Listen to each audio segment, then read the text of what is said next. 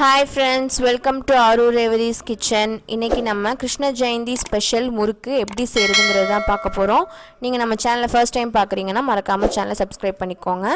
வாங்க இப்போ நம்ம முறுக்கு எப்படி செய்யறதுங்கறத பார்க்கலாம்.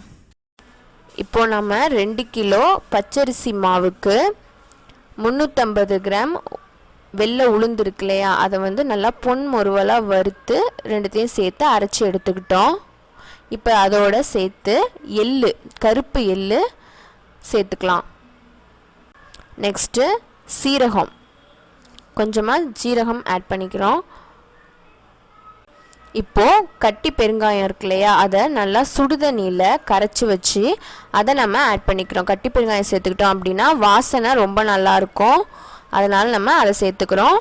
நெக்ஸ்ட்டு மாவு பதத்துக்கான தண்ணி கொஞ்சம் கொஞ்சமாக ஊற்றி நம்ம மாவை பசைஞ்சிக்கலாம்.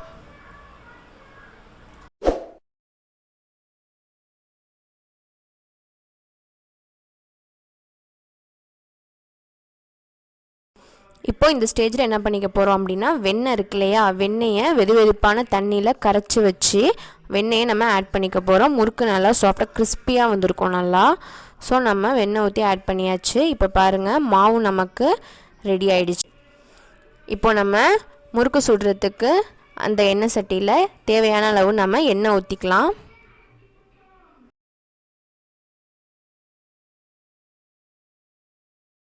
இப்போ நம்ம முறுக்கு வந்து அந்த அச்சில் வந்து போட்டுக்கிட்டோம். நம்ம எதில் வந்து நம்ம முறுக்கை புழிஞ்சு விட போகிறோம் அப்படின்னா, ஒரு பிளேட் இருக்குல்லையே, அதை நம்ம வந்து தலைகீழே எடுத்து புழிஞ்சு விட்டு வச்சுக்கலாம். அப்படி இல்லை அப்படின்னா வாழை இலை இருக்குல்லையா, இதிலலாம் வந்து நம்ம புழிஞ்சோம் அப்படின்னா ஒட்டாமல் நமக்கு முறுக்கு வரும்.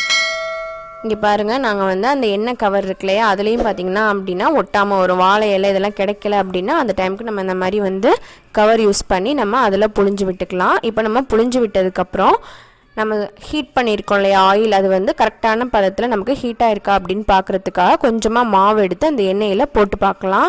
போட்டு பார்த்தோம் அப்படின்னா நமக்கு வந்து எண்ணெய் கரெக்டான ஹீட்டில் இருக்கா இல்லையா நமக்கு தெரிஞ்சிடும். இப்போ நம்ம என்ன பண்ண போகிறோம் அப்படின்னா, நம்ம புழிஞ்சு வச்சுருக்கோம் இல்லையா முறுக்கு, அதை வந்து ஒன்று ஒன்றா எடுத்து நம்ம எண்ணெயில் பொறுமையாக போட்டுக்கலாம்.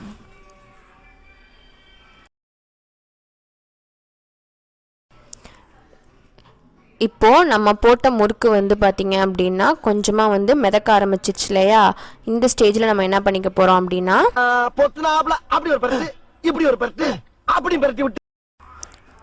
நம்மள்கிட்ட வடை குத்தி இருக்கும் இல்லையா, அதை வச்சு நம்ம என்ன பண்ணிக்க போகிறோம் அப்படின்னா பொறுமையாக வந்து திருப்பி போட்டுக்க போகிறோம்.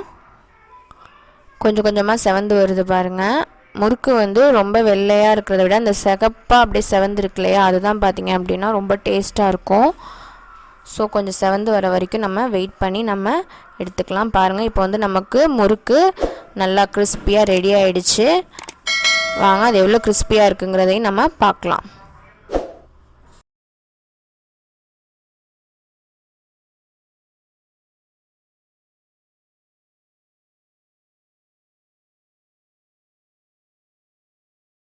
பாருங்கள், இப்போ நமக்கு முறுக்கு நல்லா கிறிஸ்பியாக வந்து நமக்கு ரெடி ஆகிடுச்சு. நல்லா ப்ரௌன் கலரில் மொறுன்னு இருக்குது. பாருங்கள், உடைக்கிறேன் எவ்வளோ பொறுன்னு வந்து இருக்குன்னு பாருங்கள். சவுண்டை பாருங்கள், நல்லா கிறிஸ்பியாக இருக்குது பாருங்களேன். நீங்களும் இந்த மாதிரி வீட்டில் வந்து ட்ரை பண்ணி பாருங்கள். எப்படி இருந்துச்சுங்கிறத கீழே கமெண்ட் செக்ஷனில் சொல்லுங்கள். பிடிச்சிருந்தா லைக் பண்ணுங்கள்.